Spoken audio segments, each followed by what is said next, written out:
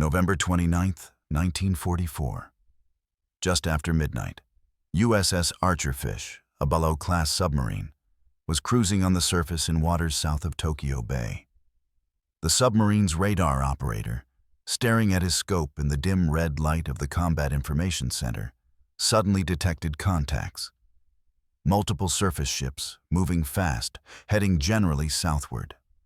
Commander Joseph Enright, Archerfish's captain, was called to the CIC immediately.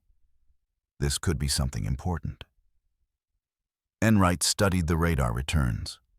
One contact was much larger than the others. The size of the radar return suggested something massive, probably a capital ship. 3 smaller contacts were positioned around the large one in a classic escort formation. This was exactly what American submarines dreamed of finding. A high-value target with minimal protection, moving through waters where it thought it was safe. Enright made his decision instantly. Archerfish would attack. What Enright didn't know, couldn't have known, was that he was looking at the largest warship ever built. The massive radar return was the aircraft carrier Shinano, a ship so enormous that American intelligence didn't even know she existed. At 72,000 tons fully loaded, Shinano was larger than any carrier the United States had built. She was actually larger than the Yamato-class battleships from which she had been converted, making her the heaviest warship afloat. And she was, according to her designers, unsinkable. Shinano had been built in complete secrecy at the Yokosuka Naval Arsenal. She started construction as the 3rd Yamato-class battleship, but was converted to an aircraft carrier midway through construction after Japan's catastrophic losses at Midway. The Japanese Navy desperately needed carriers to replace the 4 that had been sunk in that battle. But Shinano wasn't just any carrier. She was designed to be a heavily armored support carrier that could survive hits that would sink conventional carriers. Her flight deck was armored. Her hull was protected by 8-inch thick steel. Her internal structure incorporated lessons learned from carriers that had been sunk earlier in the war. She was supposed to be the unsinkable carrier. But Shinano wasn't ready for combat. She had been rushed into service before fitting out was complete. Many of her watertight doors weren't properly sealed. Some compartments weren't even finished. Her damage control equipment wasn't fully installed. Her crew, numbering over 2,000 men, included hundreds of dockyard workers who were still completing construction even as the ship put to sea. Shinano was being moved from Yokosuka to Kure Naval Arsenal, where the final work would be completed. It was supposed to be a simple transfer voyage of about 300 miles through waters the Japanese Navy controlled. What could possibly go wrong? Admiral Abe Toshio, commanding Shinano's escort group, shared the overconfidence of the Japanese naval establishment. His 3 destroyers, Isokaze, Hamikaze, and Yukikaze, were veteran ships with experienced crews. They would protect Shinano on her voyage to Kure. Abe had been warned that American submarines operated in these waters, but he wasn't particularly concerned. Shinano was huge, well-armored, and designed to survive torpedo hits. Even if a submarine somehow got past his destroyers, it couldn't sink a ship like Shinano. It was impossible.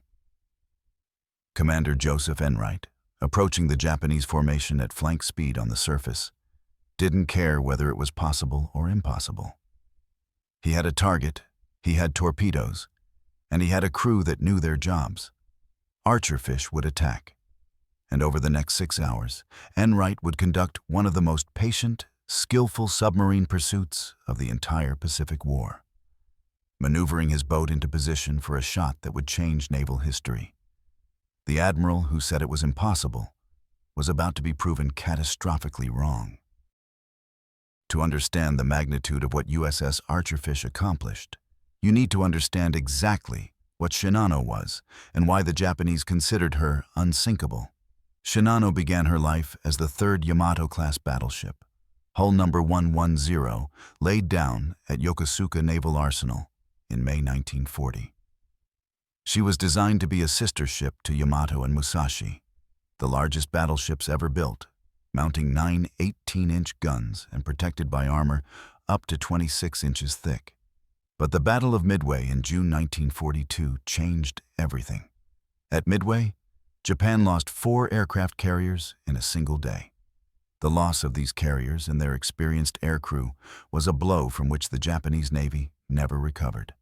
Suddenly, Japan desperately needed carriers more than battleships. The partially constructed hull 110 was the perfect candidate for conversion. In June 1942, construction was halted and redesign began. Shinano would become an aircraft carrier, but not a conventional one. She would be a heavily armored support carrier designed to survive in combat, while conventional carriers operated at safer distances. The conversion took over 2 years. Shinano's hull, already massively strong for a battleship, was modified to accommodate a flight deck, hangar deck, and island superstructure.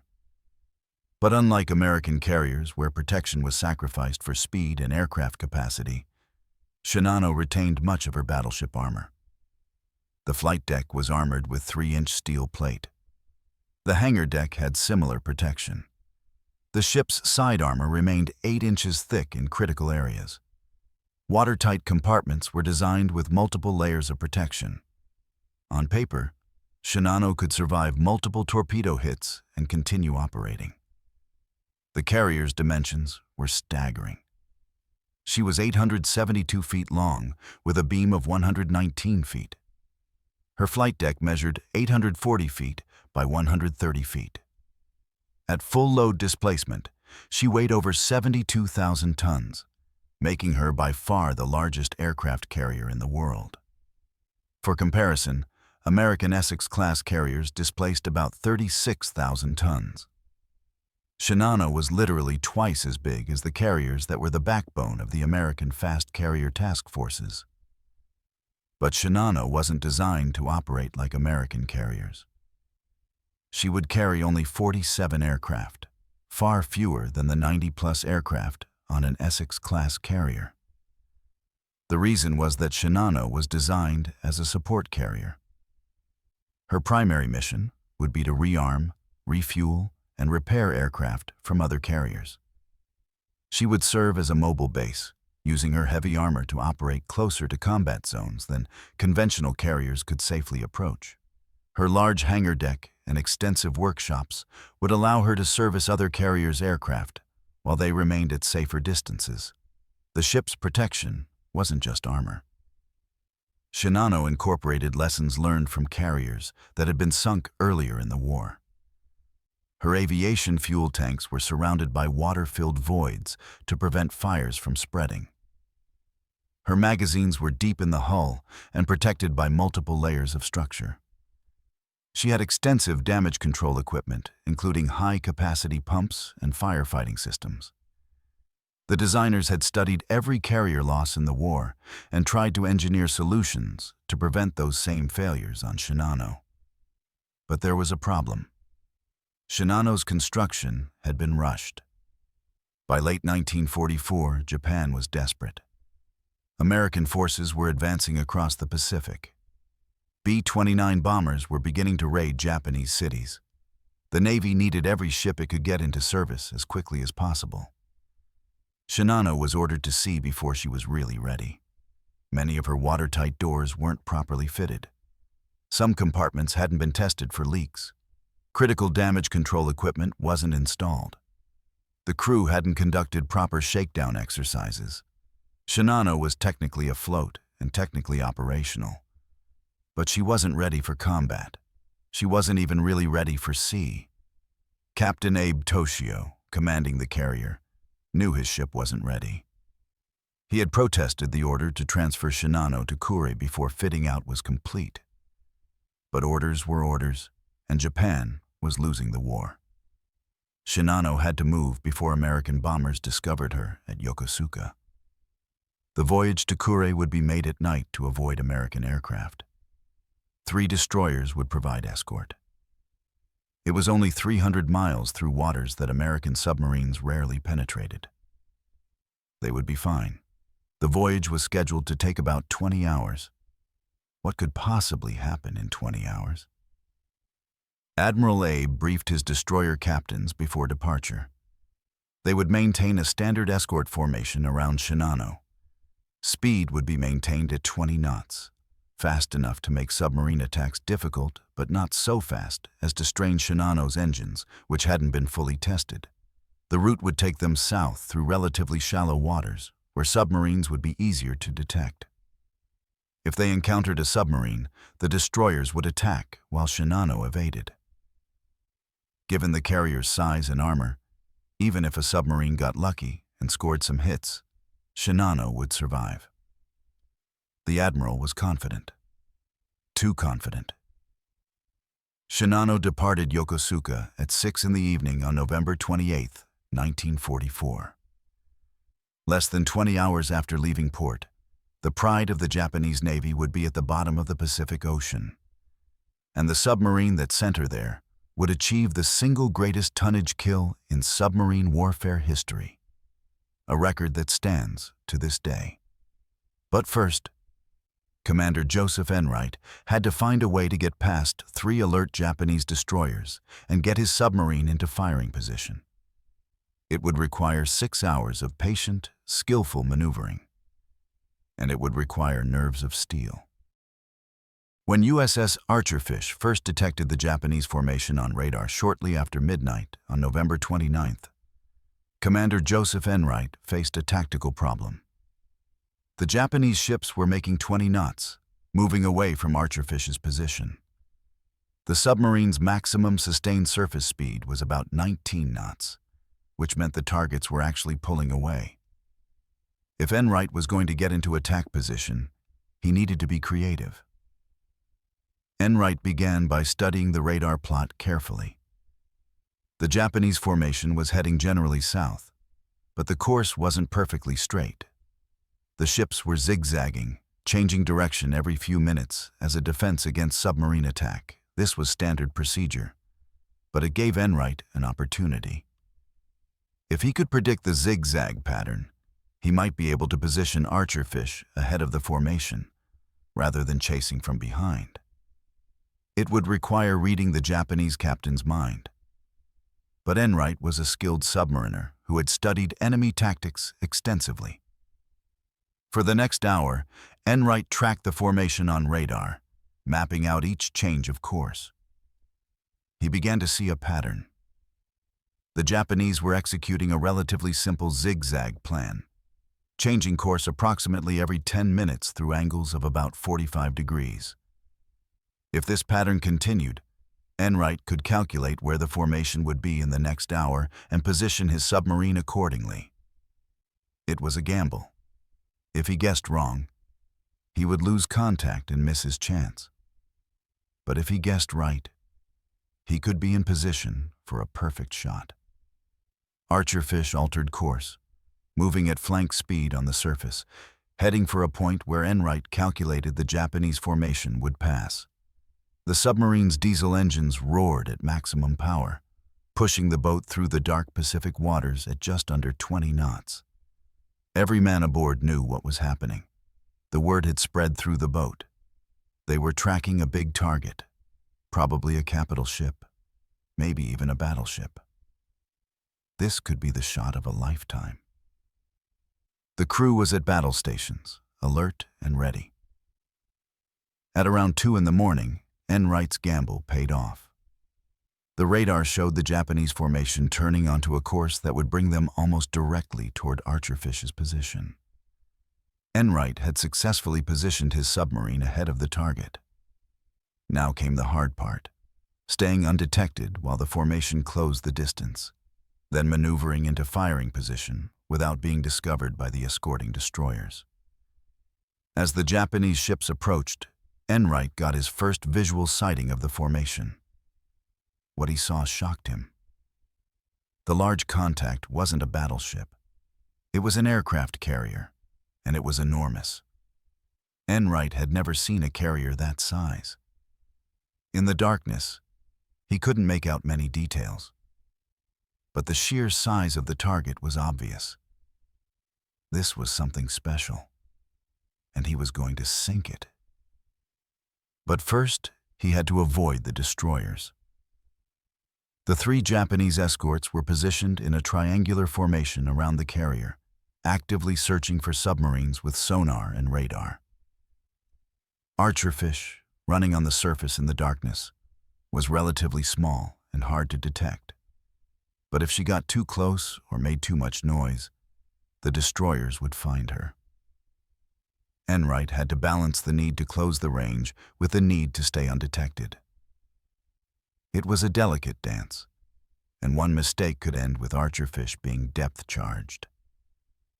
For the next several hours, Enright shadowed the Japanese formation, moving in and out of attack position, constantly adjusting Archerfish's position as the formation zigzagged. Several times destroyers came too close, and Enright had to break off and reposition. Once, a destroyer passed within 2,000 yards, close enough that Archerfish's crew could hear the destroyer's propellers through the hull. Enright held his course, maintaining radio silence, trusting that in the darkness, the submarine would remain invisible. The destroyer passed without detecting them.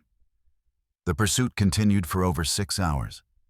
Enright was demonstrating the patience and skill that separated good submarine commanders from great ones. He refused to take a marginal shot. He waited for the perfect opportunity, when the range would be short enough for high accuracy, when the angle would be favorable, and when the destroyers would be poorly positioned to counterattack. He was hunting the largest prey any American submarine had ever stalked. And he was going to do it right. At around 3 in the morning, conditions began to align. The carrier was on a relatively steady course. The destroyers were positioned in a way that created a gap in their coverage. Archerfish was approximately 3,000 yards from the carrier, close enough for a high probability shot, but far enough to have time to escape after firing. Enright studied the setup one more time. Everything was as good as it was going to get. He gave the order: dive the boat, set up for an attack on the carrier, prepare 6 bow torpedoes for firing. Archerfish dove to periscope depth, her electric motors humming quietly as the submarine slipped beneath the surface. Enright raised the periscope and took a final look at his target. The carrier was huge, bigger than anything he had expected to encounter. She was showing minimal lighting, just enough for her escorting destroyers to maintain position. The seas were relatively calm. Visibility was fair despite the darkness. It was time. Enright calculated the firing solution with his torpedo data computer. The carrier was making 20 knots on a steady course. Range was 2,900 yards. Angle on the bow was favorable for a spread shot along the length of the target. Enright decided to fire a fan spread of 6 torpedoes, each aimed at a slightly different point along the carrier's hull. With a target this large, at least some of the torpedoes should hit. He gave the command: fire 1, fire 2, fire 3, fire 4, fire 5, fire 6.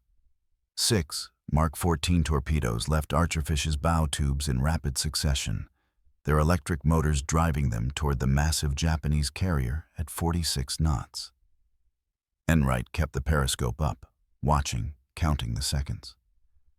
The torpedoes had about 2 minutes of run time at this range. He could see the carrier clearly through the periscope, still unaware that death was approaching. The destroyers hadn't detected Archerfish. Everything had worked perfectly. Now, it all depended on the torpedoes running true and the Mark 14 exploder working as designed. After all the problems American torpedoes had experienced earlier in the war, Enright had to trust that the bugs had been fixed. His torpedoes were running. The carrier was there. Either this was going to be the greatest submarine attack of the war, or 6 perfectly aimed torpedoes were going to malfunction and he would have nothing. All he could do was watch and wait. At 3:17 in the morning on November 29, 1944, the first torpedo from USS Archerfish struck Shinano on her starboard side, approximately amidships. The explosion was massive, sending a column of water and flame hundreds of feet into the air. The crew of Archerfish, listening on passive sonar, heard the distinct sound of a torpedo hit. Then another. Then another. Then a fourth. 4 hits out of 6 torpedoes fired. It was a textbook attack, exactly the kind of performance that submarine commanders dreamed about. Commander Enright, still watching through the periscope, saw the carrier stagger from the hits.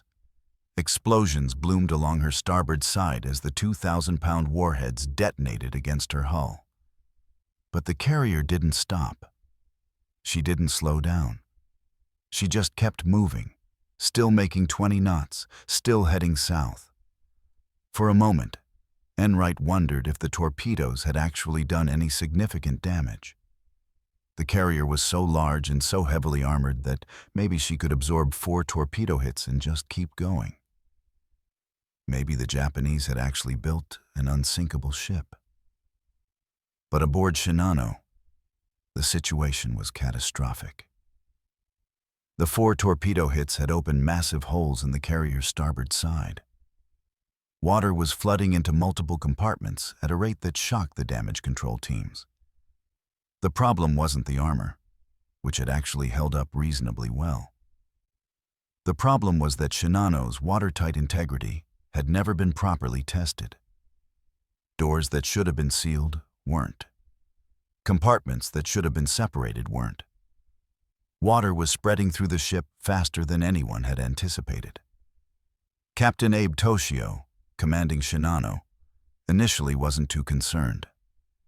The carrier had been designed to survive multiple torpedo hits. Yes, she was taking on water, but the damage control teams would handle it. The pumps would control the flooding. Shinano would slow down, assess the damage, and proceed to Kure at reduced speed. There was no immediate danger. The carrier was unsinkable. Everyone said so. But the reports from below decks were becoming more alarming. The flooding wasn't being controlled. It was spreading. Compartments were being abandoned as water levels rose. The pumps, many of which hadn't been properly installed or tested, weren't keeping up with the inflow. The list to starboard was increasing. Captain Abe began to realize that his unsinkable carrier might actually be in serious trouble. He ordered maximum pumping and additional damage control parties to be sent to the flooded compartments. Surely they could get this under control. USS Archerfish, meanwhile, had gone deep and was clearing the area at high speed. Enright could hear the destroyers above racing around, dropping depth charges more or less at random. The Japanese escorts hadn't gotten a good fix on Archerfish's position and were simply saturating the area with explosives, hoping to get lucky.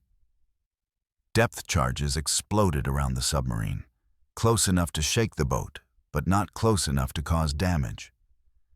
Enright held his course, moving away from the attack area, letting his submarine slip away in the confusion. The attack had been perfect. Now came the getaway. After about 40 minutes, the depth charging stopped.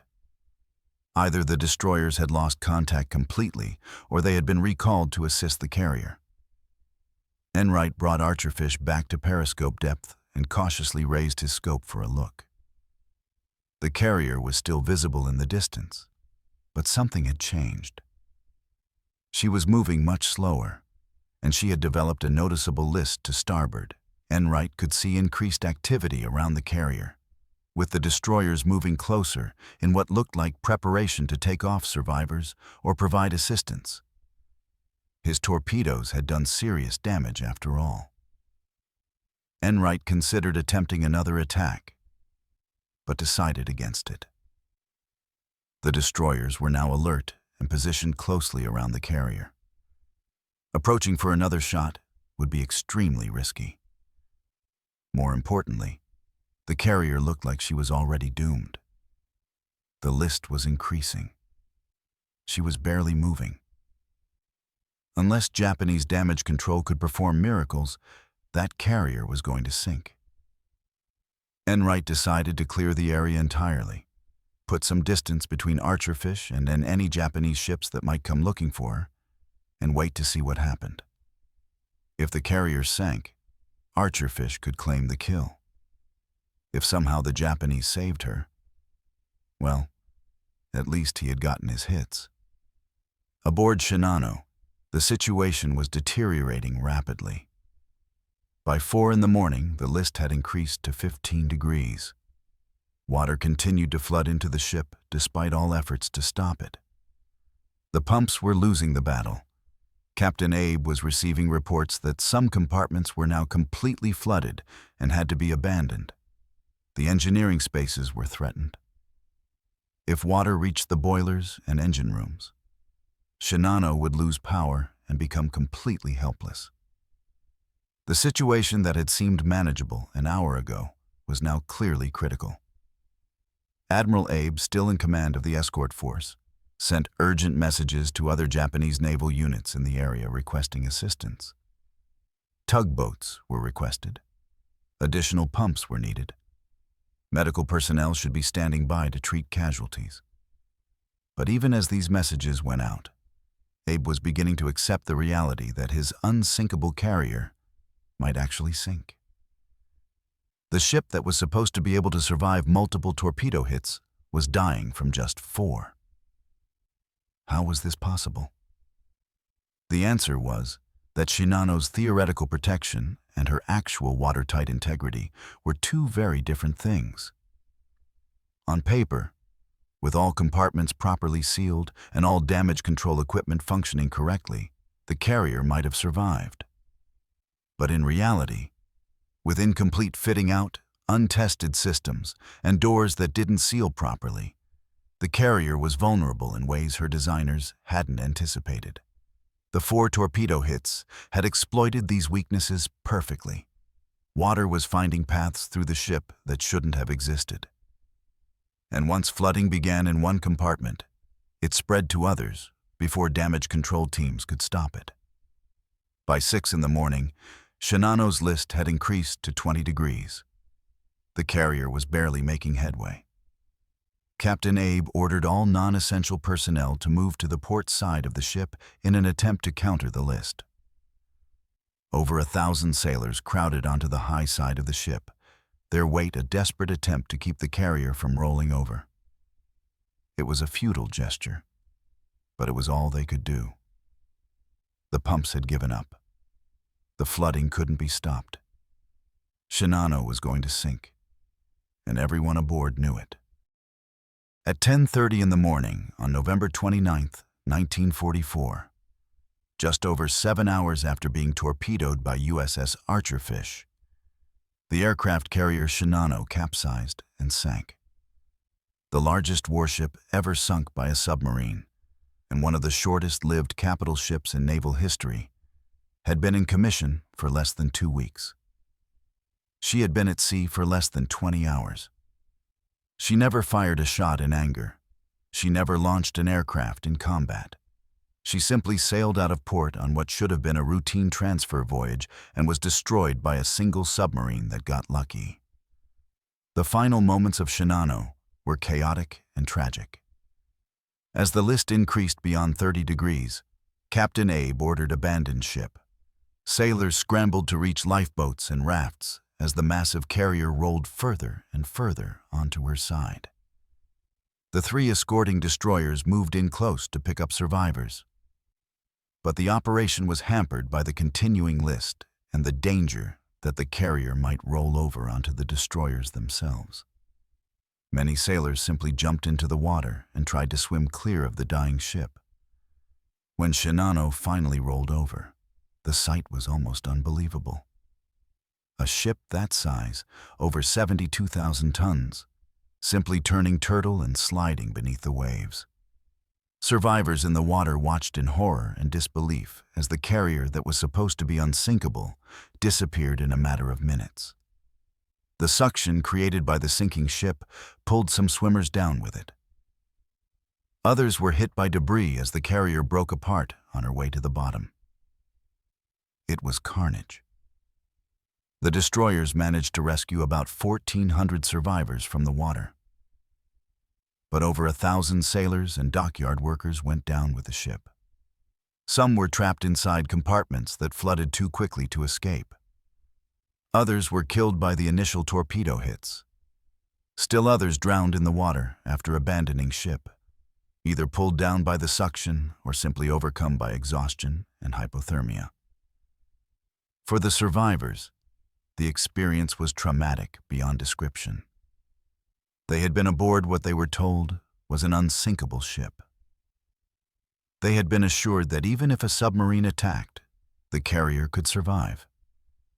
And yet, here they were, floating in the Pacific, watching their ships sink, wondering how this could have happened. Admiral Abe survived the sinking, rescued by one of the destroyers. But he knew his career was finished. He had commanded the escort force that was supposed to protect Shinano. He had been confident that the carrier was safe. He had said it was impossible for a submarine to sink her. And now she was at the bottom of the ocean, taking over 1,000 men with her. Abe would face a board of inquiry to explain what had gone wrong. The answers wouldn't be pleasant. The loss of Shinano was a devastating blow to the Japanese Navy on multiple levels. Materially, they had lost an enormous investment of resources and labor. Shinano had taken over 3 years to build and had consumed materials that Japan could barely spare. Losing her before she ever contributed anything to Japan's defense was a waste of staggering proportions. Psychologically, the loss was even worse. If a ship like Shinano, with all her armor and protection, could be sunk by a single submarine, what did that say about Japan's ability to defend any of its ships? American submarines were already destroying Japanese merchant shipping at an unsustainable rate. Now they had proven they could kill capital ships as well. The Japanese Navy attempted to keep the loss secret. Officially, Shinano's fate was classified. The surviving crew members were ordered not to discuss what had happened. The families of those who died were told their loved ones had been killed in action, but no details were provided.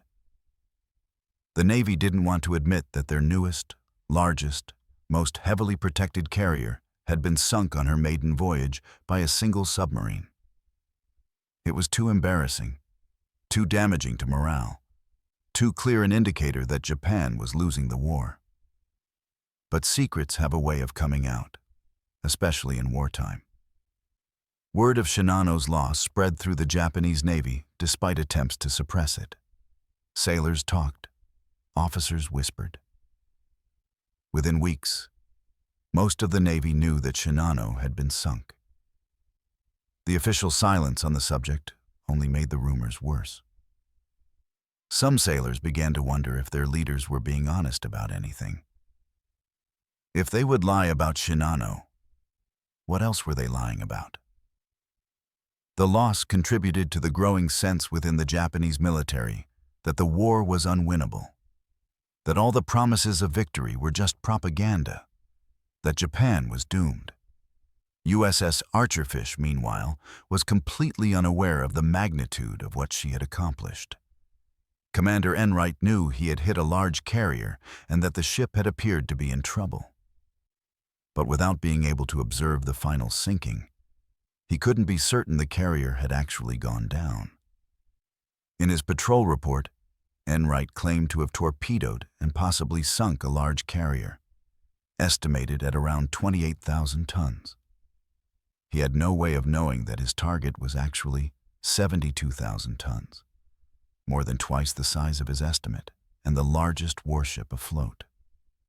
Archerfish returned to Pearl Harbor in December 1944 to a hero's welcome. Enright's patrol report was considered one of the most successful of the war.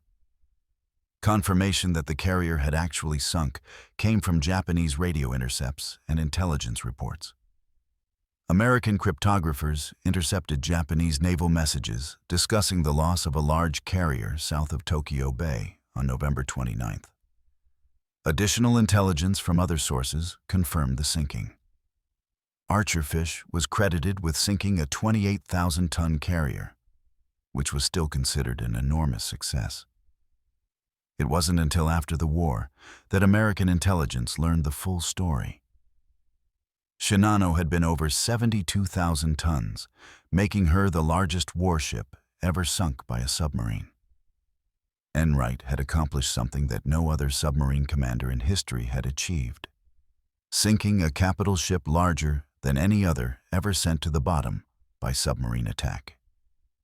The record stands to this day. No submarine before or since has sunk a larger single vessel than Shinano. Commander Joseph Enright was awarded the Navy Cross for the attack. Archerfish received a Presidential Unit Citation. The crew's accomplishment was celebrated throughout the submarine force. They had proven that American submarines could hunt and kill even the largest, most heavily protected enemy warships. No Japanese ship was safe. The psychological impact on the Japanese Navy was enormous. If Shinano could be sunk, any ship could be sunk.